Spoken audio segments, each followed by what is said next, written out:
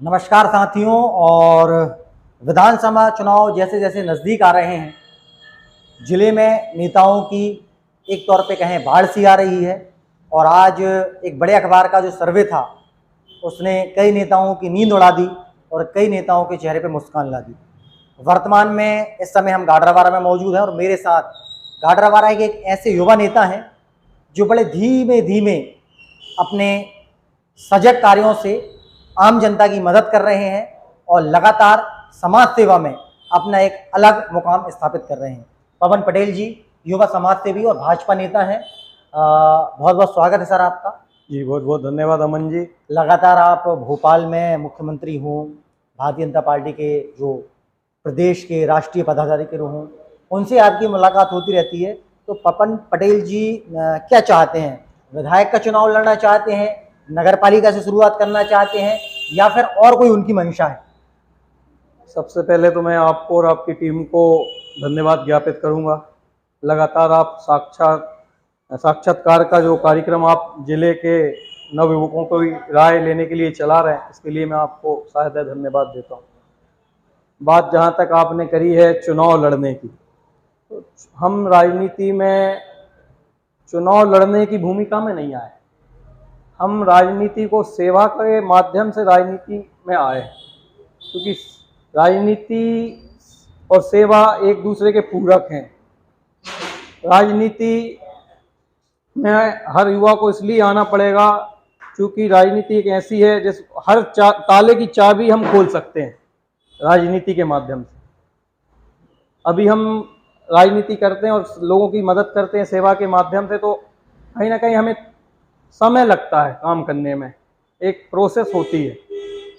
परंतु जब हम जनप्रतिनिधि के रूप में चुन के जाएंगे और जनता के लिए कुछ करेंगे, तो कम समय में उन्हें हम जल्दी से जल्दी अपनी सुविधाएं मुहैया करा सकते हैं। और जहां तक चुनाव का सवाल है, हम भारतीय जनता पार्टी के कार्यकर्ता हैं और कार्यकर्ता के नाते पार्टी ने ऐसा सब कार्यकर्ताओं को आदेश है कि वो जनता की हर दम हर समय सेवा में रहें।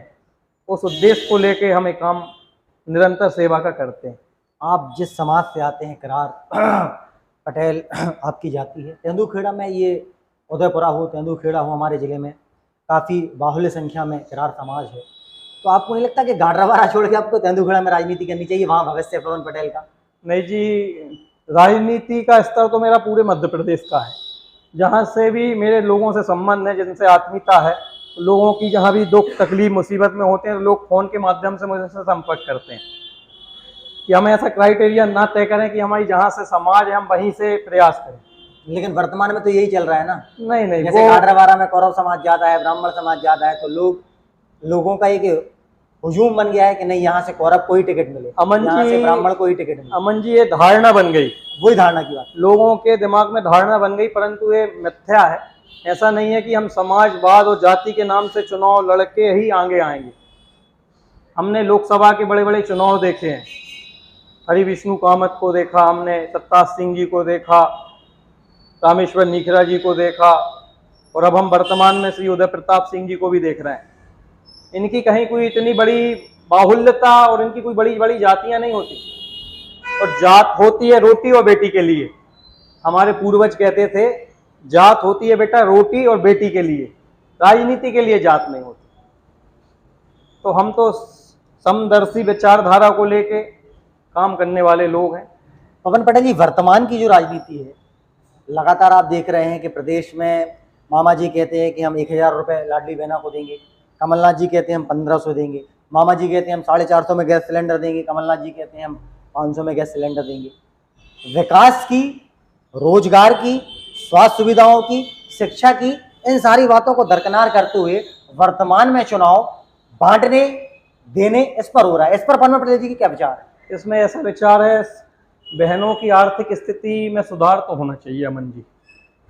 कहीं ना कहीं बहनों की आर्थिक स्थिति में सुधार होना चाहिए, तो जो बहनों के भाई है वो कहाँ जाएंगे? नहीं, भाइयों के लिए भी सुधार की सारी योजनाएं कार्यक्रम भारतीय जनता पार्टी ने तय की है। माननीय मुख्यमंत्री जी और माननीय प्रधानमंत्री जी का जो गरीब कल्याण का सपना है वो लगातार साकार होते हुए दिख रहा है।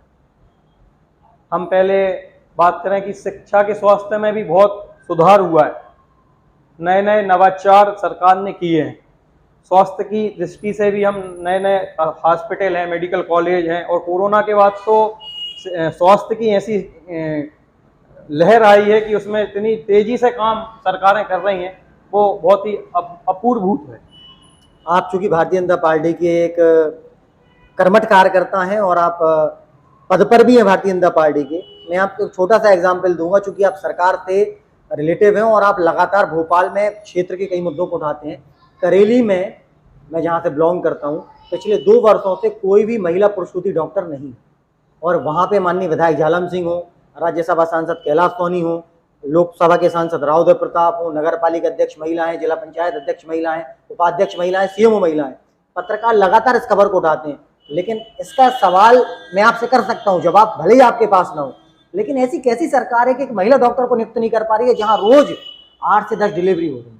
सही है अमन जी, जहाँ तक महिला डॉक्टर की बात है, तो आपने जो संज्ञान में मेरे मामला दिया है, निश्चित रूप से आपकी बात को मैं माननीय मुख्यमंत्री जी तक ले जाऊंगा, और कृपा हुई भगवान की तो हम बहुत मतलब आचार संहिता के पहले ही इसके ऑर्डर कराएं। तो ये जो वहाँ के जो लीडरशिप है, वहाँ के जो स्थानीय विधायक हैं, आपकी पार्टी के लोग हैं, उनको लेकर क्या कहेंगे? 1.5-2 साल में अगर वो नियुक्ति नहीं करा पाए तो फिर सरकार का और उनका तालमेल ठीक नहीं है क्या? नहीं, तालमेल सबका बढ़िया है, कहीं ना कहीं कोई असमंजस की स्थिति होगी। आजकल डॉक्टर छोटी जगह आ नहीं रहे।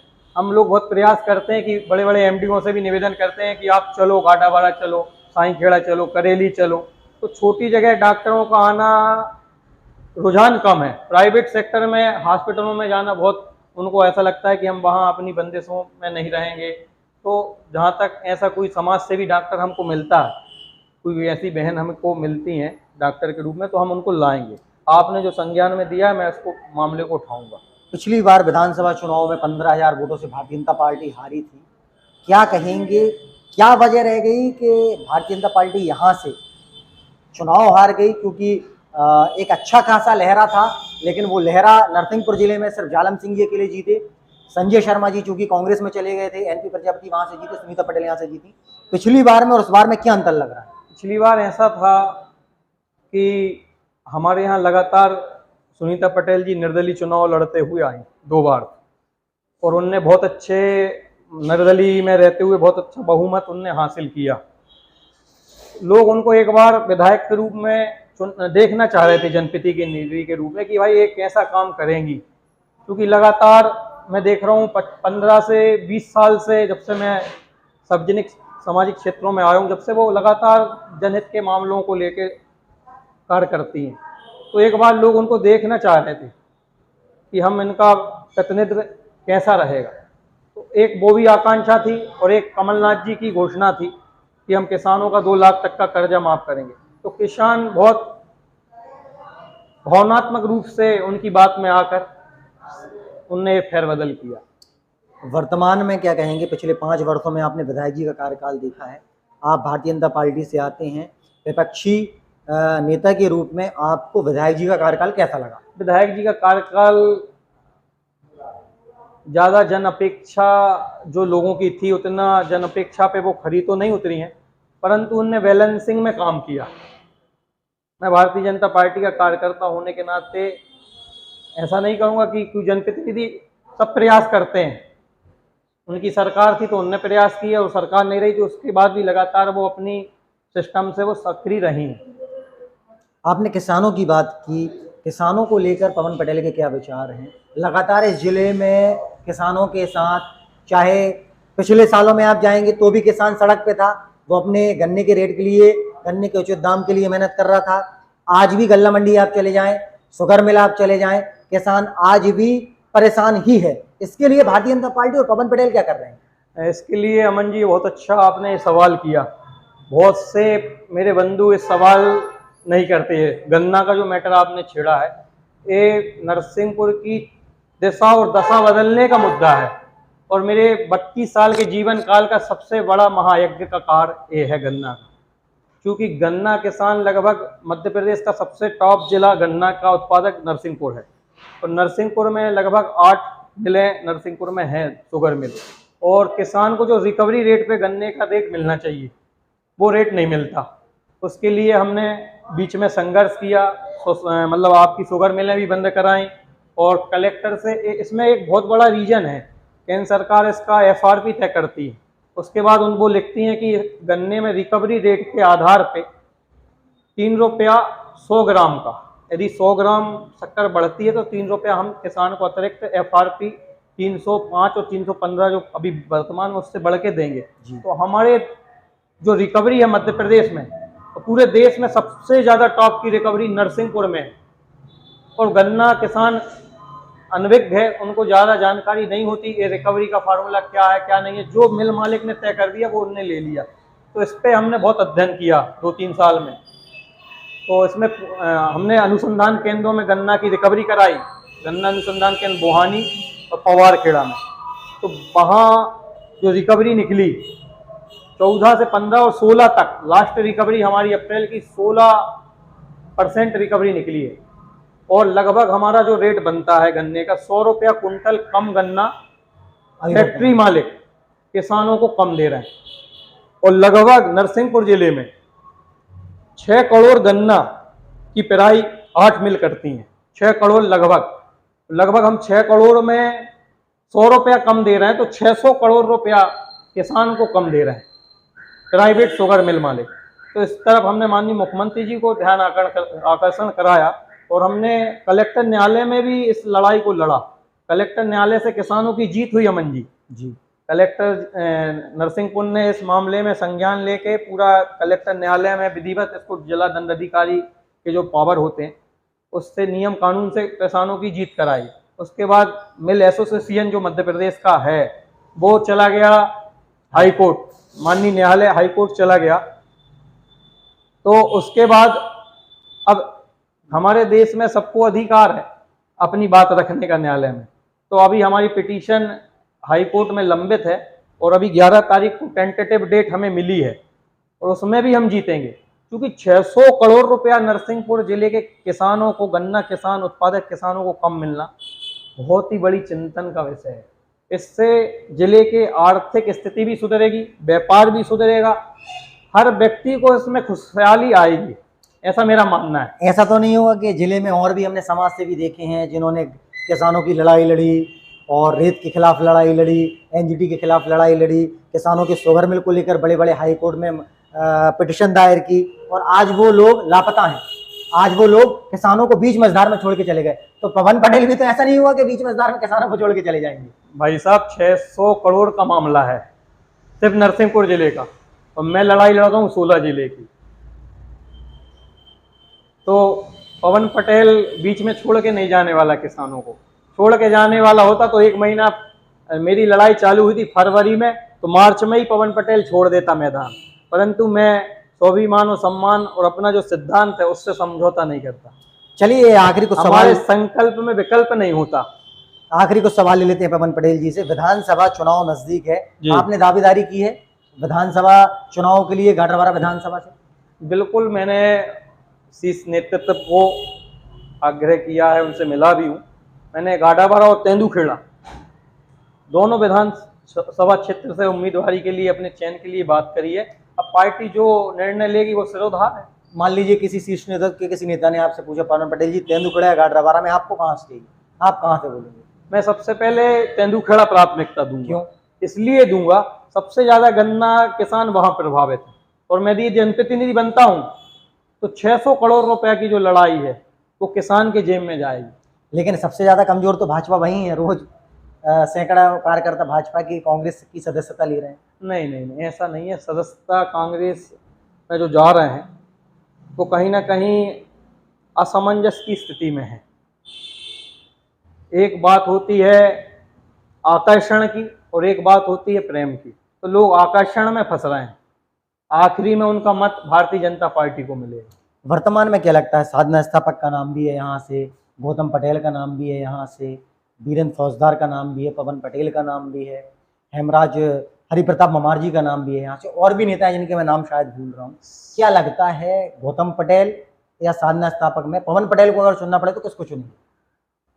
पार्टी जिसको निर्देश दे दे। पवन पटेल किसको सपोर्ट करेंगे कि भाई पवन, पार्टी ने पूछ लिया पवन पटेल से कि चलिए साधना स्थापक और गौतम पटेल में किसको चुनना है, तो पवन पटेल किसको चुनेगी? अब बड़ा असमंजस का आपका ये प्रश्न है। पार्टी में टिकट मांगने का, चलिए ठीक है, कांग्रेस से बता दीजिए, सुनीता पटेल या मनीष राय इन दोनों में से अगर नाम आ गया तो आप किसको चाहेंगे कि किसको पार्टी, कांग्रेस पार्टी टिकट? आपका मत किसको रहेगा? आप भाजपा से नहीं बता पा रहे, कांग्रेस से बता दीजिए। नहीं नहीं, हम लोग राजनीतिक दल के लोग हैं, इस विषय में हम लोग कुछ कह नहीं सकते। मैं एक बात जरूर कहना चाहता हूँ, हमारे जिस विचारधारा से प्रभावित होकर मैं इस दल में काम कर रहा हूँ, अंत्योदय और राष्ट्रवाद की। स्वर्गीय पंडित दीनदयाल जी कहा करते थे कि यदि टिकट वितरण में कोई भविष्य में दिक्कत हो जाए, यदि कम्बल के बदले में रीछ आपको पकड़ा दिया जाए तो आप रीछ मत पकड़ना, कम्बल पकड़ना। रीछ पकड़ लोगे तो वो रीछ 5 साल के लिए सने सने आपका खून पिएगा। रीछ एक ऐसा जानवर है शिकारी जो सने सने अंगूठा से पैर के आदमी का खून चूसता है। तो मेरा इस साक्षात्कार कार्यक्रम के अंतर्गत आपसे कहना चाहता हूं, जो भी दर्शक हैं उनसे, कि आप रीछ मत पकड़ना, कम्बल पकड़ना। कम्बल आपको सहायता देगा और रीछ आपका खून चूसेगा। क्या लगता है मध्य प्रदेश में आने वाले विधानसभा चुनाव में किसकी सरकार बनते हुए दिख रही है? क्योंकि सर्वे जो आ रहे हैं वो कहीं ना कहीं भाजपा की चिंता बढ़ा रहे हैं। जैसे आज का जो सर्वे है उसमें आप देख लीजिए, यहाँ के जो स्थानीय विधायक हैं उनको 15%, मनीष राय को 45%, गौतम पटेल को 37%, साधना स्थापा जी को 45%। तो कहीं ना कहीं जो एक माहौल है वो कांग्रेस की तरफ ज्यादा दिख रहा है। पवन पटेल सहमत है इस बात से? नहीं नहीं, ऐसा नहीं है। आपको लग रहा है कांग्रेस की तरफ ऐसा कोई पब्लिक का रुझान नहीं है, क्योंकि इतनी जन कल्याणकारियों का लाभ जनता को मिल रहा है। तो कांग्रेस झूठ की गारंटी साबित हुई अमन जी। कैसे? जो उनने वादे किए थे सारे बंद कर दिए। लेकिन किसानों का आपने जिक्र किया तो कृषि मंत्री ने खुद विधानसभा में स्वीकार किया कि किसानों का कर्ज माफ तो हुआ। नहीं, जिस गति से होना था वो नहीं हुआ। और तो भाजपा कर देती, वो भी नेशनल बैंकों का नहीं किया। भाजपा की सरकार है, भाजपा ने क्यों किया? भाजपा की सरकार ने तो जो किसान ब्लैक लिस्टेड हो गए थे जिला सहकारी बैंकों से, जिनको 4 साल खाद बीज भी नहीं मिली, उनके लिए उनका जो ऋण था, जो ब्याज था, वो माफ किया है मुख्यमंत्री जी ने, शिवराज सिंह जी ने। और उनको आज पूरा आपको पूरा रसायन मिल रहा है, पूरा खाद मिलने लगा है। उनकी पीड़ा मुख्यमंत्री जी ने समझी।